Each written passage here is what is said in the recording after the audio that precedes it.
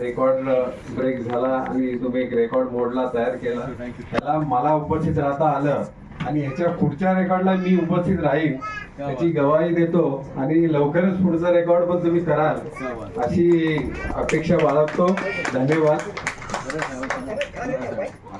हा, आजच्या कार्यक्रमाला प्रमुख उपस्थिती आहे दत्तात्रय कराळे सरांची, पण तिकडे कायदा व सुव्यवस्थेचा प्रश्न झाला म्हणून ते येऊ शकले नाही. आता ते 100% येणार होते, पण काय करणार, आता नाईलाज आहे. नियुक्ती कुठे झाली?